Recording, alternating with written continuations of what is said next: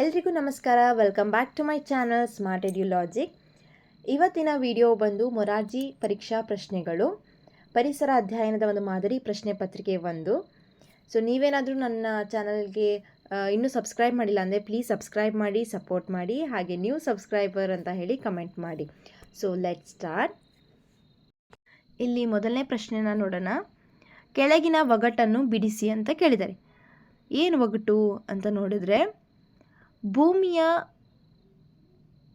ಬಹುಭಾಗ ನಾನೇ ಇರುವೆ, ನಿನ್ನ ಬಾಯಾರಿಕೆ ನಾನು ನೀಗುವೆ, ಗಿಡ ಮರ ಪ್ರಾಣಿಗಳಿಗೂ ತಂಪು ಕೊಡುವೆ, ನಾನು ಯಾರು ಅಂತ ಕೇಳಿದರೆ. ಸೊ ಭೂಮಿಯ ಬಹುಭಾಗ ಯಾವುದಿದೆ ಅಂತ ನೋಡೋಣ. ಈಗ ಫಸ್ಟು ಆಪ್ಷನ್ಸ್ ನೋಡೋಣ. ಮೊದಲನೇ ಆಪ್ಷನ್ ನೀರು, ಬಿ ಗಾಳಿ, ಸಿ ತಂಪು ಪಾನೀಯ, ಡಿ ಸೂರ್ಯ. ಇಲ್ಲಿ ಒಗಟನ್ನು ನೋಡಿದಾಗ ಭೂಮಿಯ ಬಹುಭಾಗ ಯಾವುದಿದೆ ಇದರಲ್ಲಿ ಅಂದರೆ ನೀರು. ಸೊ ಆನ್ಸರ್ ಏನಾಗಿರುತ್ತೆ? ನೀರು. ಆನ್ಸರ್ ಬಂದು ನೀರು.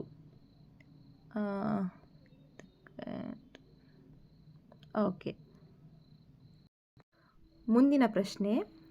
ಚಿಪ್ಕೋ ಚಳುವಳಿಯ ನೇತಾರ ಎಂದು ಪ್ರಸಿದ್ಧರಾದವರು ಯಾರು ಅಂತ ನೋಡಿದರೆ, option A Panduranga Hegde, option B ಸಾಲುಮರದ Thimmakka, option C Sundar Lal Bahuguna, option D Medha Patkar. So option C Sundar Lal Bahuguna ಅವರು ಚಿಪ್ಕೋ ಚಳುವಳಿಯ ನೇತಾರ ಅಂತ ಹೇಳಿ ಪ್ರಸಿದ್ಧರಾಗಿದ್ದಾರೆ. ಮುಂದಿನ ಪ್ರಶ್ನೆ. ಗ್ರಾಮ ಸಮುದಾಯದಲ್ಲಿ ಕಂಡುಬರುವ ಲಕ್ಷಣ ಯಾವುದು? ಗ್ರಾಮದಲ್ಲಿ ನೋಡೋಣ ಯಾವ ಲಕ್ಷಣ ಅಂತ. ಆಪ್ಷನ್ ಎ ಉತ್ತಮ ಸಂಚಾರ, ಬಿ ತಂತ್ರಜ್ಞಾನ, ಸಿ ಕೈಗಾರಿಕಾ ವಲಯ, ಡಿ ವ್ಯವಸಾಯ. ಸೊ ಗ್ರಾಮ ಅಂದ ತಕ್ಷಣ ಹಳ್ಳಿಗಳಲ್ಲಿ ಯಾವ ರೀತಿ ಲಕ್ಷಣ ಕಂಡುಬರುತ್ತೆ ಅಂದರೆ ವ್ಯವಸಾಯ ಅಲ್ವಾ. ಡಿ, ಆಪ್ಷನ್ ಡಿ ವ್ಯವಸಾಯ.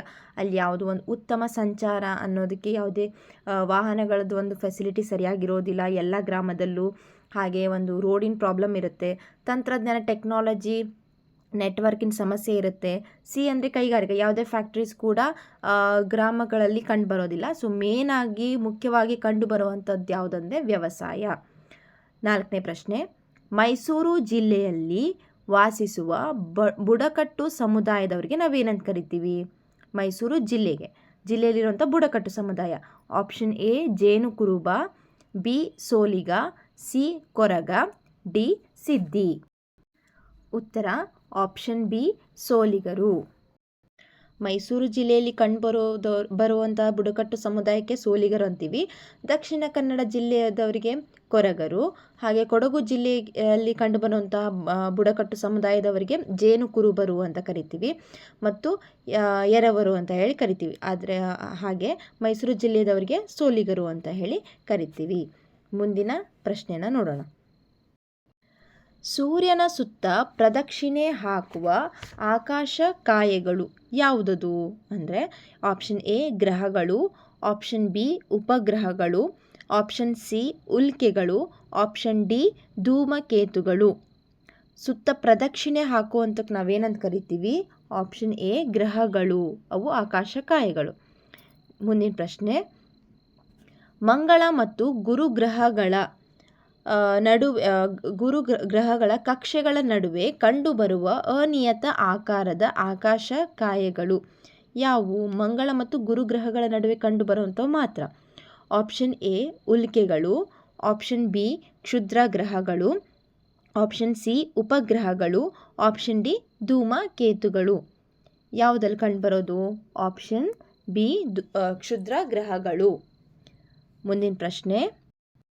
ತಬಲ ಬಾರಿಸುವಿಕೆ ಇದರಲ್ಲಿ ಕಂಡುಬರುವ ಶಕ್ತಿಯ ರೂಪಾಂತರ ಯಾವ ಶಕ್ತಿಯಿಂದ ಯಾವ ಶಕ್ತಿಗೆ ಕನ್ವರ್ಟ್ ಆಗುತ್ತೆ, ರೂಪಾಂತರಗೊಳ್ಳುತ್ತೆ ಅಂತ ನೋಡೋಣ ಈಗ. ಆಪ್ಷನ್ ಎ ರಾಸಾಯನಿಕ ಶಕ್ತಿಯಿಂದ ಯಾಂತ್ರಿಕ ಶಕ್ತಿ, ಆಪ್ಷನ್ ಬಿ ಸ್ನಾಯು ಶಕ್ತಿಯಿಂದ ಶಬ್ದ ಶಕ್ತಿ, ಆಪ್ಷನ್ ಸಿ ವಿದ್ಯುತ್ ಶಕ್ತಿಯಿಂದ ಉಷ್ಣ ಶಕ್ತಿ, ಆಪ್ಷನ್ ಡಿ ಜಲಶಕ್ತಿಯಿಂದ ವಿದ್ಯುತ್ ಶಕ್ತಿ.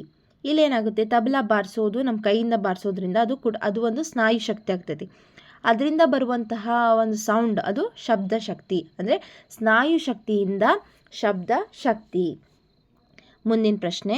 ಕೆಳಗಿನವುಗಳಲ್ಲಿ ಸಿರಿಧಾನ್ಯಕ್ಕೆ ಉದಾಹರಣೆಯಾಗಿದೆ ಯಾವುದು? ಸಿರಿಧಾನ್ಯಕ್ಕೆ ಉದಾಹರಣೆ. ಆಪ್ಷನ್ ಎ ಜೋಳ, ಬಿ ಭತ್ತ, ಸಿ ಶೇಂಗಾ, ಡಿ ಸೂರ್ಯಕಾಂತಿ. ಯಾವುದು? ಆಪ್ಷನ್ ಎ ಜೋಳ. ಮುಂದಿನ ಪ್ರಶ್ನೆಗೆ ಹೋಗೋಣ. ನೆಕ್ಸ್ಟ್ ಪ್ರಶ್ನೆ, ಕಲುಷಿತ ನೀರಿನ ಸೇವನೆಯಿಂದ ಬರುವಂತಹ ರೋಗ ಯಾವುದು? ಗಲೀಜಿರುವಂಥ ನೀರಿಂದ ಕುಡಿಯೋದ್ರಿಂದ ಯಾವ ರೋಗ ಬರುತ್ತೆ ಅಂತ. Option A cholera, B cancer, C B P, D diabetes. So ಕಲುಷಿತವಾಗಿರುವಂಥ ನೀರಿಂದ ಬರುವಂಥ ರೋಗ ಯಾವುದು ಅಂದರೆ ಆಪ್ಷನ್ ಎ ಕಾಲರಾ ರೋಗ ಬರುತ್ತೆ.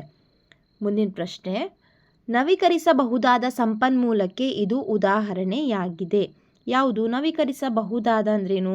ಅದು ನಮಗೆ ಪುನಃ ಮತ್ತೆ ಸಿಗುತ್ತೆ, ಆ ಥರದ್ದು ಯಾವುದು ಅಂತ ನೋಡಿದಾಗ ಆಪ್ಷನ್ ಎ ಪೆಟ್ರೋಲ್, ಬಿ ಕಲ್ಲಿದ್ದಲು, ಸಿ ನೀರು, ಡಿ ನೈಸರ್ಗಿಕ ಅನಿಲ.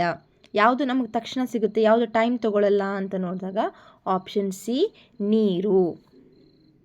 ಮುಂದಿನ ಪ್ರಶ್ನೆ, ಪ್ರಾಣಿಗಳ ಮಾಂಸವನ್ನು ತಿನ್ನುವಂತಹ ಪ್ರಾಣಿಗಳು, ಮಾಂಸ ತಿನ್ನುವಂತಹ ಪ್ರಾಣಿಗಳಿಗೆ ಏನು ಕರಿತೀವಿ? ಆಪ್ಷನ್ ಎ ಸಸ್ಯಾಹಾರಿಗಳು, ಬಿ ಮಾಂಸಾಹಾರಿಗಳು, ಸಿ ಮಿಶ್ರಹಾರಿಗಳು, ಡಿ ಭಕ್ಷಕ ಪ್ರಾಣಿಗಳು. ಸೊ ಆಪ್ಷನ್ ಬಿ ಮಾಂಸಾಹಾರಿಗಳು. ಸೊ ಮಾಂಸನ ತಿನ್ನುವಂಥ ಪ್ರಾಣಿಗೆ ಮಾಂಸಾಹಾರಿ ಅಂತ ಕರಿತೀವಿ. ಮುಂದಿನ ಪ್ರಶ್ನೆ, ಕೆಳಗಿನ ಯಾವ ವಸ್ತುವು ಉತ್ಪತನ ಕ್ರಿಯೆಗೆ ಒಳಪಡುವುದಿಲ್ಲ? ಉತ್ಪತನ ಕ್ರಿಯೆ ಅಂತಂದ್ರೇನು? ಘನ ಸ್ಥಿತಿಯಿಂದ ಡೈರೆಕ್ಟಾಗಿ ಅದು ಅನಿಲ ಸ್ಥಿತಿಗೆ ಪರಿವರ್ತನೆ ಆಗೋದು, ಅಂದರೆ ಸಾಲಿಡಿಂದ ಗ್ಯಾಸಿಗೆ ಕನ್ವರ್ಟ್ ಆಗೋದು. ಯಾವುದು ಇದರಲ್ಲಿ ಒಳಪಡೋದಿಲ್ಲ ಅಂತ ನೋಡಿದಾಗ ಆಪ್ಷನ್ ಎ ಕರ್ಪೂರ, ಬಿ ಮಂಜುಗಡ್ಡೆ, ಸಿ ಅಯೋಡಿನ್, ಡಿ ನ್ಯಾಪ್ಥಲಿನ್. ಸೊ ಕರ್ಪೂರ ಕೂಡ ನಾವು ಹಚ್ಚಿದಾಗ ಸಾಲಿಡ್ ಇದ್ದಿದ್ದು ಡೈರೆಕ್ಟಾಗಿ ಗ್ಯಾಸ್ ಆಗಿ ಕನ್ವರ್ಟ್ ಆಗುತ್ತೆ. ಅಯೋಡಿನ್ ಕೂಡ ನಾವು ಹೀಟ್ ಮಾಡಿದಾಗ ಅದು ಗ್ರೀನ್ ಗ್ಯಾಸ್ ಆಗಿ ಪರಿವರ್ತನೆ ಆಗುತ್ತೆ. ನ್ಯಾಪ್ಥಲಿನ್ ಬಾಲ್, ಅದೇನಂತ ಡಾಂಬರ್ ಗುಳಿಗೆ ಅಂತ ಏನು ಕರಿತೀವಲ್ಲ, ಅದು ಕೂಡ ಅನಿಲವಾಗಿ ಪರಿವರ್ತನೆ ಆಗುತ್ತೆ. ಆದರೆ ಮಂಜುಗಡ್ಡೆ, ಐಸ್ ಕ್ಯೂಬು ನಾವು ಹೀಟ್ ಮಾಡಿದಾಗ ಅದು ದ್ರವ ಸ್ಥಿತಿಗೆ ಪರಿವರ್ತನೆ ಆಗುತ್ತೆ. ಅದಕ್ಕೆ ಇದು ಉತ್ಪತನ ಕ್ರಿಯೆಗೆ ಒಳಪಡುವುದಿಲ್ಲ. ಮುಂದಿನ ಪ್ರಶ್ನೆ, ಸುತ್ತಮುತ್ತಲಿನ ಪ್ರದೇಶಗಳಿಗಿಂತ ಎತ್ತರವಾದ, ಸಮತಟ್ಟಾಗಿರುವ ಹಾಗೂ ಕಡಿದಾದ ಬದಿಗಳನ್ನು ಹೊಂದಿರುವ ಭೂಪ್ರದೇಶ. ಆಪ್ಷನ್ ಎ ಪರ್ವತ, ಬಿ ಮೈದಾನ, ಸಿ ಪ್ರಸ್ಥಭೂಮಿ, ಡಿ ಕರಾವಳಿ. ಯಾವುದು? ಆಪ್ಷನ್ ಸಿ ಪ್ರಸ್ಥಭೂಮಿ. ನಮ್ಮ ಭಾರತದಲ್ಲಿರುವಂಥ 2 ಮುಖ್ಯ ಪ್ರಸ್ಥಭೂಮಿಗಳು ಯಾವುದು? ಉತ್ತರ ಭಾಗದಲ್ಲಿರುವಂತಹ ಮಾಳ್ವಾ ಪ್ರಸ್ಥಭೂಮಿ, ದಕ್ಷಿಣ ಭಾಗದಲ್ಲಿರುವ ದಕ್ಕನ್ ಪ್ರಸ್ಥಭೂಮಿ. ಹೌದಾ? ನೆಕ್ಸ್ಟ್ ಪ್ರಶ್ನೆ ಹೋಗೋಣ. ಭಾರತ ದೇಶವು ಕಂಡುಬರುವ ಖಂಡದ ಹೆಸರು ಏನು? ಸೊ ಎಷ್ಟು ಖಂಡಗಳಿದ್ದಾವೆ ಅಂತ ನೋಡಿ. ಸೊ ಇದರಲ್ಲಿ ಯಾವ ಖಂಡದಲ್ಲಿ, ಯಾವ ಕಾಂಟಿನೆಂಟ್ನಲ್ಲಿ ನಮ್ಮ ಭಾರತ ದೇಶ ಇದೆ ಅಂತ ನೋಡೋದೀಗ. ಆಪ್ಷನ್ ಎ ಉತ್ತರ ಅಮೇರಿಕಾ, ಬಿ ದಕ್ಷಿಣ America, C Asia, D Europe. So ಯಾವ ಖಂಡದಲ್ಲಿ ನಮ್ಮ ಭಾರತ ದೇಶ ಕಂಡು ಬರುತ್ತೆ ಅಂತ ನೋಡಿದ್ರೆ ಆಪ್ಷನ್ ಸಿ ಏಷ್ಯಾ. ಮುಂದಿನ ಪ್ರಶ್ನೆ, ಒಂದು ನಿಶ್ಚಿತ ಪ್ರದೇಶದಲ್ಲಿರುವ ಜನರ ಸಮೂಹವನ್ನು ಏನಂತ ಕರೀತಾರೆ? ಒಂದು ನಿರ್ದಿಷ್ಟ ಪ್ರದೇಶದಲ್ಲಿರುವಂತಹ ಸಮೂಹಕ್ಕೆ. ಆಪ್ಷನ್ ಎ ಸಮಾಜ, ಬಿ ಶಾಲೆ, ಸಿ ಕುಟುಂಬ, ಡಿ ಸಮುದಾಯ. ಆಪ್ಷನ್ ಡಿ ಸಮುದಾಯ ಅಂತ ಕರಿತೀವಿ. 16ನೇ ಪ್ರಶ್ನೆ, ಕೃಷಿ ಕಾರ್ಯದಲ್ಲಿ ನಡೆಯುವ ಘಟನೆಗಳನ್ನು ಕ್ರಮವಾಗಿ ಜೋಡಿಸಿ.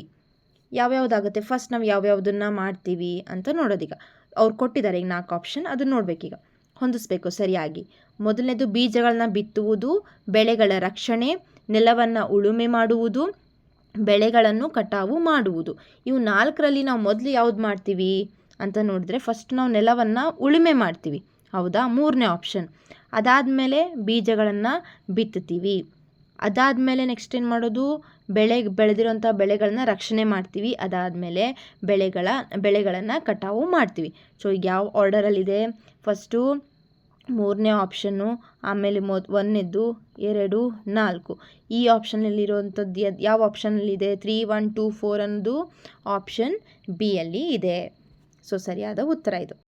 ಸೊ ನೆಕ್ಸ್ಟ್ ಪ್ರಶ್ನೆ ನೋಡೋದಾದರೆ, ವಾಯುವಿನಲ್ಲಿರುವ ಆಕ್ಸಿಜನ್ನ ಶೇಕಡ ಪ್ರಮಾಣ ಎಷ್ಟು ಅಮೌಂಟ್ ಇದೆ ಆಕ್ಸಿಜನ್ನು ಗಾಳಿಯಲ್ಲಿ, ವಾಯುವಿನಲ್ಲಿ ಅಂತ ನೋಡಿದ್ರೆ option A 0.24%, B 21%, C 0.04%, D 78%. So ಯಾವುದಿದ್ರೆ ಎಷ್ಟಿದೆ ಆಕ್ಸಿಜನ್ನು 21% ಇದೆ. ಹೆಚ್ಚಿರುವಂತಹ ಅನಿಲ ಯಾವುದು? ನೈಟ್ರೋಜನ್. ನೆಕ್ಸ್ಟು, ಕೆಳಗಿನವುಗಳಲ್ಲಿ ಗುಂಪಿಗೆ ಸೇರದ ಪದ ಯಾವುದು ಅಂತ ನೋಡಿದ್ರೆ ಆಪ್ಷನ್ ಎ ಪರ್ವತಾರೋಹಣ, ಬಿ ಕಬಡ್ಡಿ, ಸಿ ಆಕಾಶ ನೆಗೆತ, ಡಿ ತೆಪ್ಪದಾಟ. ಪರ್ವತಾರೋಹಣ, ಆಕಾಶ ನೆಗೆತ, ತೆಪ್ಪದಾಟ ಇವೆಲ್ಲ ಸಾಹಸ ಕ್ರೀಡೆಗಳು ಬರ್ತವೆ. ಸೊ ಅದಕ್ಕೆ ಆಪ್ಷನ್ ಬಿ, ಇದು ಗ್ರಾಮೀಣ ಒಂದು ಕ್ರೀಡೆಯಾಗಿ ಬರುತ್ತೆ. ನೆಕ್ಸ್ಟ್ ಪ್ರಶ್ನೆ, ನಮ್ಮ ದೇಶದ ರಾಷ್ಟ್ರಗೀತೆ ಯಾವುದು? ಆಪ್ಷನ್ ಎ ಜನಗಣಮನ, ಬಿ ಜೈ ಭಾರತ ಜನನೀಯ ತನುಜಾತೆ, ಸಿ ವಂದೇ ಮಾತರಂ, ಡಿ ನೇಗಿಲ ಹಿಡಿದ ಹೊಲದೊಳು ಹಾಡುತ್ತ. So option A Jana Gana Mana. Next ಪ್ರಶ್ನೆ, ನಮ್ಮ ಕರ್ನಾಟಕ ರಾಜ್ಯದಲ್ಲಿರುವ ವಿಭಾಗಗಳ ಸಂಖ್ಯೆ ಎಷ್ಟು? Option A 1, B 2, C 3, D 4. So ಎಷ್ಟಿದಾವು ವಿಭಾಗಗಳು? Option D 4. ಇದಿಷ್ಟು ನಮ್ಮ ಪರಿಸರ ಅಧ್ಯಯನಕ್ಕೆ ಸಂಬಂಧಪಟ್ಟಂತಹ ಪ್ರಶ್ನೆ ಪತ್ರಿಕೆ ಆಗಿತ್ತು. ಹಾಗೆ ನಿಮಗೇನಾದರೂ ಈ ವಿಡಿಯೋ ಇಷ್ಟ ಆಗಿದ್ದರೆ ಪ್ಲೀಸ್ ಲೈಕ್ ಮಾಡಿ, ಶೇರ್ ಮಾಡಿ. ಹಾಗೆ ಇನ್ನೂ ಯಾರೆಲ್ಲ ಸಬ್ಸ್ಕ್ರೈಬ್ ಮಾಡಿಲ್ಲ ಪ್ಲೀಸ್ ಸಬ್ಸ್ಕ್ರೈಬ್ ಮಾಡಿ, ಸಪೋರ್ಟ್ ಮಾಡಿ. Thank you for watching.